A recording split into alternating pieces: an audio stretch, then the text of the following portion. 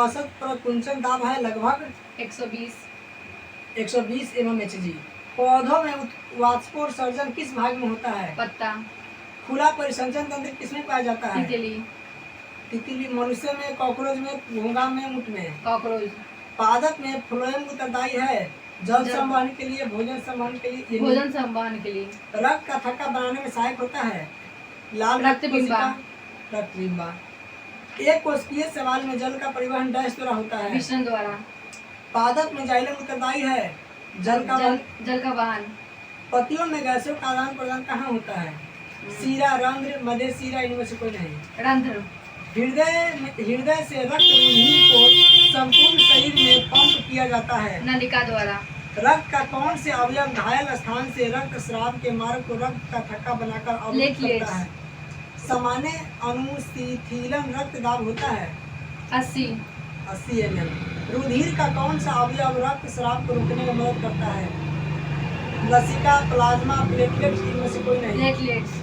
Stomata के खुलने और बंद होने की क्रिया को कौन नियंत्रित करता है? कोशिका। द्वार कोशिका, सहचर कोशिका, द्वार कोशिका। निम्न में सबसे तेज धड़कन किसका होता है? चूहा। फ्लोएम ऊतकों द्वारा कार्बोहाइड्रेट का परिवहन होता है? ग्लूकोज के रूप में, फ्रक्टोज के रूप में, लैक्टोज के रूप में, सुक्रोज के रूप में? सुक्रोज के रूप में। चालनी नलिकाएं पाई जाती है जंतुओं में, जाइलम में, फ्लोएम में। आरबीसी की जीवन अवधि होती है 120 दिन। निम्नलिखित में कौन सा संवहन ऊतक है? एपिडर्मिस, फ्लोएम, जाइलम, बी और सी दोनों? रक्त क्या है? ऊतक, कोशिका, पदार्थ। मानव हृदय घिरा हुआ है पेरियोकार्डियम से, जाइलम से। मनुष्य में श्वेत रक्त कोशिकाओं की जीवन अवधि कितनी होती है? 12 से 20 दिन। किस जीव में हीमोग्लोबिन नहीं होता है? मक्खी।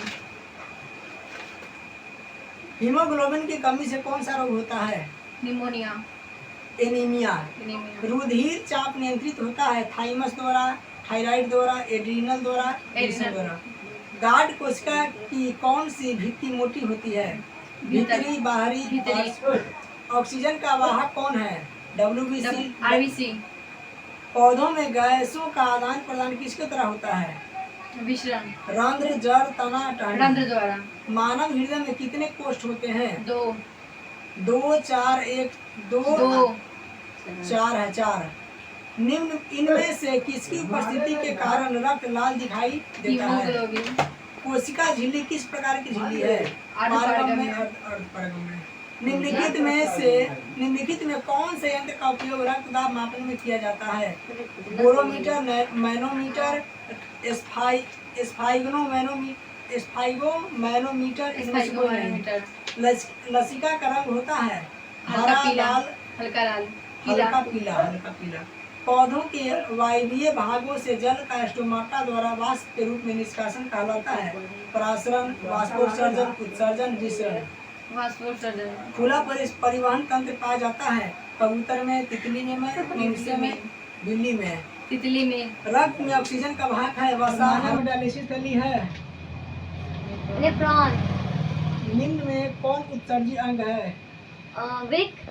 सजीव जीवधारियों द्वारा किस प्रकार की नाइट्रोजनी पदार्थ कचरा का उत्सर्जन होता है? यूरिया।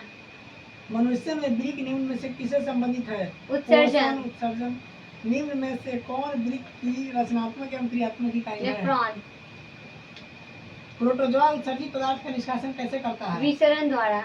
मानव गुर्दे का आकार होता है? सेम के बीज के आकार का। ग्लूकोज का पुनर्अवशोषण कहाँ होता है? टीसीटी में।